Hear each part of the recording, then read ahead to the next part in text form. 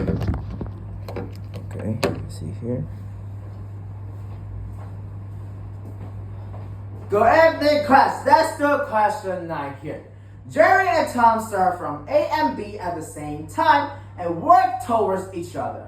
Jerry travels 80 meters per minute and Tom travels 60 meters per minute. After starting for a period of time, the two meet at a distance of 120 meters from the midpoint. If Jerry starts after stopping somewhere on the way for a while, the two will meet at a distance of 120 meters from the midpoint. So, Jerry stopped for how many meters on the way? Okay, first, I want to ask you what kind of question it is. Does anybody have any idea? No, that's fine. Let me tell you what kind of question it is. This kind of problem, we call it a distance problem. A distance problem. And in a distance problem, we have three basic values we have to know. So for the first basic value, the concept of it is that how long we travel. How long we travel. Let's take an example here. For me to get to Mission, it's about 500 meters. That's how long I take it from here to get to the destination we want. So first, we talk about distance. We talk about distance, like distance problem. So the first talking about distance. Then for the second part, for the second value we have here is how long I take there. It's not as the same question I told you before about the distance. It's like I took 1 second to get to the mission, or 1 hour, or even 1 day to get to mission. So the second value here is about time. It's about time. And the third value, also the last value here, we can see in the question here. So I want to ask you, who travels faster, Jerry or Tom? Very good, Jerry travels faster.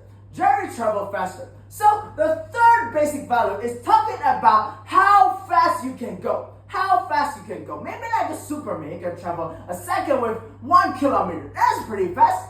And we call that concept speed. We call the concept speed. Okay, now let's take an example here. So with the three basic value, this example will tell you that it's sort of kind of having a special relationship between three of them, and we can get the information from those relationships. So let's take an example. For example, I'm traveling like a Superman. I get to mission with only 1 second, so I move 500 meters per second, and at this time I'm traveling to go to the MRT station, and I know I spent 2 seconds to get to the MRT. Now, do you know what is the length I get from here to MRT? Oh, very good, 1,000 meters. How did you count that? You use 500 times 2 to get 1,000 meters. So, what did you do here with these two values to get the distance? You multiply it. Very good. That's a very good observation here. So we know that if we want to get distance, and I know about the speed and time, I times them together, and I can get the distance here. Okay, now let's take another example here. We know that we have to travel 48 meters to get to the destination. And I know that I travel at a speed of maybe 12 meters per second. Then, how long do I have to get there? How long? Well, how much time I spent? Very good. 4 seconds. How did you get that? You use 48 divided by 12 equals to 4 seconds. That's a very good observation, a very good calculation here. Now let's see. What do I do with the distance and speed to get to the time? We divided by that. So if I want to get the time, I can use distance divided by speed. Now, let's see another example here. Now I know that I have to travel 64 kilometers, and I know that I spent 8 hours hours to get to the destination. Now let's see here. Now do you know how many kilometers I travel per hour? Very good, it is 8. How did you calculate that? You use 64 divided by 8 equals to 8 kilometers per hour. Now let's see here. For the distance and time, what do I do to them to get the speed? Oh, so division, very good observation. So we can see that if I want to get the time, I want to get the speed, I can use distance divided by time, and I can get the speed. Now, these are the 3 basic values that we should know and the relationships between 3 of them. Now, you might be asking, oh teacher, how am I gonna memorize it? I don't want to just simply memorize it. It's so hard. Now let me tell you a secret tip here. I'm going to save you. So for this secret tip, let's see here. I will draw a triangle here. And I will put distance on the top, speed and time at the bottom. So for this method, let's see here. If I want to get distance, I will cover up the distance. Now, what do we have left? We have the speed and time. Very good. We have speed and time. And what do we do to speed and time to get distance? Very good. We multiply it. Now, if I want to get speed, I will cover up the speed and I have a distance and time left. And what should I do to get the speed? Very good. I will do the division right here. So with this triangle, if the 2 values are on the same level, we multiply them. And if they are not on the same level, on a different level, we divided 2 of them. Okay, now here's a very good method to try on. Let's take an example here. So let's see if I have 550 meters have to travel to get to the destination, and I travel 25 meters per second, then how much time do I have to spend to go to the destination? Very good, 2 seconds. And let's see here, I covered it up. I use division. So I can use that to use 50 meters divided by 25 equals to 2 seconds. Very good.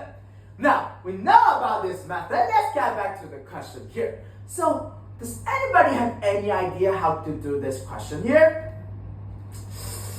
No, right? That's fine. Let's see here. So with this question, we have a lot of information here. Let's try to organize it first. So for the words, we cannot organize it. Let's draw a graph here. So for the graph, I will draw a line here. And know that there are 2 points, A and B. Let me change a marker first because it's like going out of the water. Okay, very good. A and B. Now we know that there are 2 people. One is Jerry, one is Tom. And know that there's a midpoint between A and B. Is right here. Okay, so for the first situation here, they are meeting at 120 meters away from the midpoint. So for here, they should meet at the right side or the left side. Very good. They should meet at the right side. Can you tell me why? Very good. Because Jerry travels faster. When Jerry travels faster, they will meet at the point that is close to B. Very good. So they will meet at maybe this point that is 120 meters away from the midpoint. Let's call it just point P. Okay, let's call it point P. Now, for the second situations, they also meet at 120 meters away from the midpoint. Then which point they should meet at? Which side they should meet at? On the left side or the right side? Very good, on the left side. On the left side. Can you tell me the reason why? Because this time Jerry stopped for just maybe some minutes, we don't know, but at this point, if he stops, they will never meet at point P. So they will live on the left side. Very good. So let's see here. Maybe call it a point N is also 120 meters away from the midpoint. So for situation 1, Jerry traveled this far. I will use this line to represent Jerry. I will use the dot line to represent Tom. So let's see here. Jerry, stop for a second at that situation 2. And Tom will travel this far to get to here. Now, we have organized all the information in this graph. Then let's see. Does anybody have any idea how to do about this question here? Actually, we don't actually know how to do it. So maybe let's try to observe it. Let's just see at the first situation here. Just for the first situation. We know that Jerry travels 80 meters per minute and Tom travels 60 meters per minute. Then what kind of information we have in situation 1? Speed, very good. Very good. We have speed for it. Then if I have speed, can I know what's the distance that Jerry traveled? No. Can I know how long Tom traveled? No, I actually cannot. Can you tell me why I cannot do it? Very good, because we don't have the time. We don't have the time and we don't know about the distance. That means we are kind of stuck in this situation right here. Now, let's try to observe again. So the only distance we have is the 120 meters. 120 meters. And maybe if we know something, some relationship about 120 meters, maybe we can do the question here. Let's see. So, does anybody have any idea what kind of relationship we can find about 120 meters? No? That's fine, no worries. Let's try to observe here. So, Jerry traveled this far. Then Tom traveled this far. Who travels further? Jerry travels further. Very good. Jerry travels further. Then how many meters more does Jerry travel? 120 meters. That's a fast response. Let's check if that is true then. So we know that Jerry traveled this far. We don't know about the distance. But I want to ask you, how many meters Jerry travels more away from the midpoint? 120 meters, very good. So Jerry travels 120 meters more than the midpoint. Now I want to ask you, we don't know about the distance of Tom travel. However, I want to ask you, how many meters does Tom need to get to the midpoint? Very good, 120 meters too. So we know that Jerry is having more 120 meters than the midpoint and Tom is less 120 meters than the midpoint. So I want to ask you, how many more meters does Jerry travel than Tom? Very good, 240. How did you count it? Use 120 times 2 equals to 240 meters. Very, very good. Now we know that Jerry had to travel in total 240 meters more. Now, do I know how many meters Jerry can travel more per minute? 20, very good. How did you count it? Use 80 to minus 60 and you can get 20 meters per minute. Now we know that in total, Jerry had to travel 140 meters more than Tom, and he can travel 20 meters more per minute. Then how many times does Jerry need to finish the 240 meters? Very good, Tom. How did you count it? We use 240 divided by 20 equals to 12 minutes. Very good. Now we know that Jerry needs 12 minutes to finish the 240 meters. Now we know about the time. So Jerry travels 12 minutes. And also Tom travels 12 minutes. Now let's see here. Now I have the speed and I have the time. Can I know about the distance? Very good. Yes, we can. How do we do that? We multiply it. Very good. So I will use 80 times 12 equal to 960 meters. And how about time? I have the speed, I have the time, can I get the distance? Very good. We'll also multiply it. And we got 720 meters. So here Jerry travels 960 meters and one have 720 meters. Now, we finished the situation 1 here because we have all the information. But the question is asking about something in situation 2. And let's see at situation 2 here. Now, with situation 2, we know about the speed is the same as situation 1. Do I know about this distance? Oh, yes we can. How did you get that? Oh, because actually it's the same as time in situation 1. That is a very, very good observation here. So we can see that is 720 meters to is 960 meters to, because Jerry had to travel 120 meters more to get to the midpoint, same as Tom in situation 1. Okay, now let's see here. We have the distance, and we have the speed. Can we know about the time that Jerry traveled? Very good, yes we can. Now how do we do that? We use 720 divided by 80. We can have 9 minutes. Now how about time? Do we know that? Do we know about how much time spent? Very good. We know that. What do we do here? We use 960 divided by 60. We have 16 minutes. Now, get back to the question here. The question is asking, Jerry stopped for how many minutes on the way? Stop for how many minutes? Now, do we know the answer about this question now? Very good! You say that we use 16 minus 8 minus 9. How do you get that?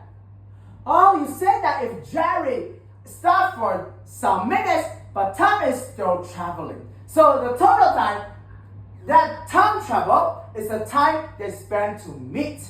And then we can know that how many times Jerry stopped for. So we use 16 minus 9 equals to 7 minutes. And that's how we do the question here. Here's the answer. So let's see back to the this question here. Let's see back to this graph here. So I want to ask you one question. What is the most important equation in this process we just done? Oh, it's 240. It's this one. Very good. How did you get that? You have a very, very, very good observation here. So we said that after we have done this, we can have this amount of information. We just need to solve the question here. So let's just dive into the detail about this equation. So for 240 meters, we get it from here. So this, what we just talked about is that how many more meters that Jerry travels than Tom. So what do we call this in math to show the differences? Very good. So it's the difference. So we know that it's distance differences. As I will see here, 20 comes from here. It's also about the differences. It is called speed differences. And if I divided the distance differences by speed differences, I can have the time. And that's how you do this question here. Let's do a little summary here. For the summary, see here, first thing we do is like we have a lot of information. What do we do first? We organize it. What do we use to organize? Very good. We draw a line. We draw maybe not a line, but draw lines. See the second part. Don't forget about this method I just told you. It is a secret weapon. Don't tell anybody else. So we have this here. And for the third part, don't forget this. I just told you about the distance differences and the relationship of that. So if I use distance differences divided by speed differences, I can get time. And that's how you do about this question.